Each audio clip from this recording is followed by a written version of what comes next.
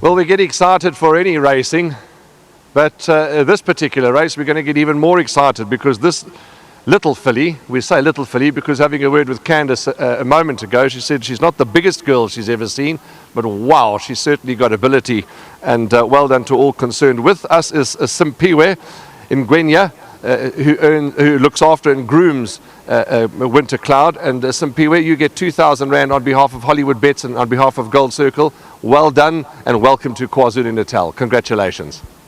Thank you very much, Simpiwe. Aldo Dome is here, and I'm looking forward to talking to Aldo because he's now partnered this horse for the second time. He remains unbeaten on her. You would have heard, or maybe you didn't hear, and Lance, welcome back to Lance. Lance is here with us. He's going to do the presentation for us. But you would have maybe heard on the preview show that I did and on the various podcasts during the lead up, etc.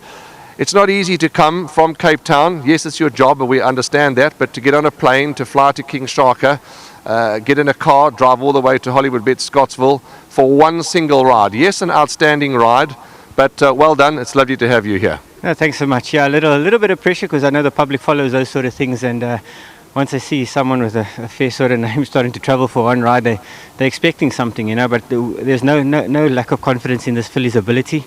I thought it was an impressive win last time. She still needed it here today, but she took a long time to change legs, and that just gives me the impression that she's going to enjoy the 6 year, and I think that's going to be the main aim for her this season. And I think, like, with a furlong to go, she still hasn't changed legs for me, and just before we hit the disc, she started to change, and then that filly of Wendy's was still hanging tough with us, but as she changed legs, she found a nice sort of rhythm, and she started finding her feet on the course, because cantering down, she just wasn't comfortable initially, but this will bring her on ton. She'll be a bit more familiar with the place, and she's the kind of horse that doesn't show much at home, but you can see something's there, and a nice turn of foot, and I think this will just take the edge off her, so I think she'll be a bit more effective next time. So a lot of positives to take out of it, despite her winning as well as she has. I'm looking forward to the upside of things.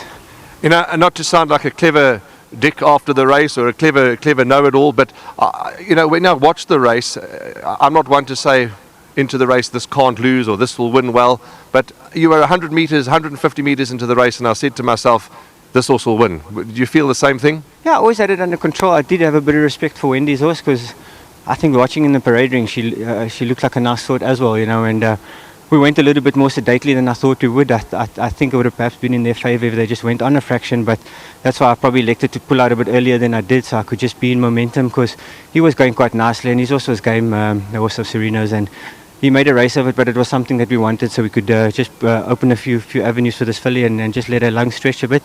Wasn't a stressful race, but it was one that's going to bring her forward. So healthy respect for the opposition there, but I think our filly was one up today, and I'm hoping she comes forward with this too.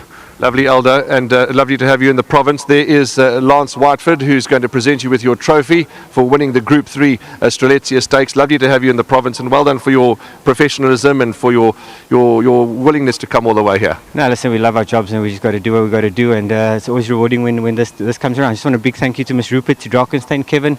Big thank you to Candace. She also had to be brave and come weather the storm here today. So everyone involved was a big team effort, and really glad we can be on the upside of things. Thank you. Lovely, Aldo Dome. Travel home safely. Gives me great pleasure to talk to Candace Bass Robinson, who knows the family very well. Of course, Clouds Unfold's a sister.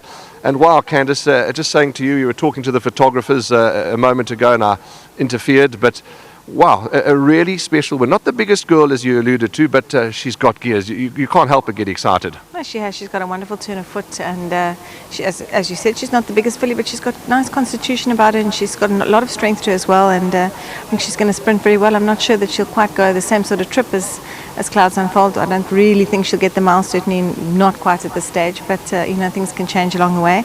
But she's really done nothing wrong since I've had her. She was a little bit green first time out, and then she's just come out now. I mean, she won the Colts Nursery in Cape Town convincingly, and again today, I mean, it's not always easy just to come to Scottsville if you haven't been here, and she handled it pretty well. She was looking around a little bit, and nice to see that she only got going the last part, so that's a nice positive for me. What are the plans for Bass Racing, Bass Robinson Racing? Are you sort of up and down, or are you going to have horses based here? How are you planning it? Because we love having the visitors in the province, the best winter around in KZN. So what are your plans? Yeah, and most of my horses are here already. I've got one or two still to come up next week, just having their prep runs in Cape Town first, that being Marina next on Wednesday.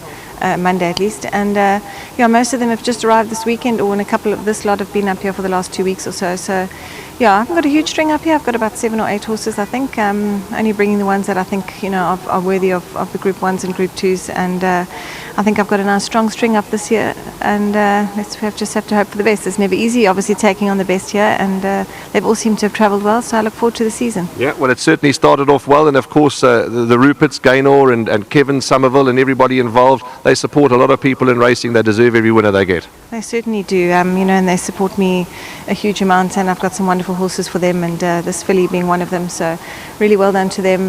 They've got some super fillies, and you know, what a wonderful operation they run, and certainly wonderful for them to be able to take these fillies back to continue with him. So well done to Kevin and Gaynor and the whole team at Drakenstein, and thank you very much for their support always. Lovely, lovely. There's not Kevin Somerville. We wish Kevin Somerville was here, but there is Lance Whiteford, who is presenting the trophy, and of course Candice, maybe you want to just have another photograph for the owner's trophy. There's the team, and maybe hold it in a different hand, but there we go. The owners need to have their time. That's Drakenstein Stud, and well done to Gaynor Rupert, and well done of course to Kevin Somerville, who was, I think some of the team were up in Gauteng yesterday. Busy team. They've got runners all over the country, and this filly, wow, keep an eye on her. She needed this run today, as you've heard from the team, and this is something very special.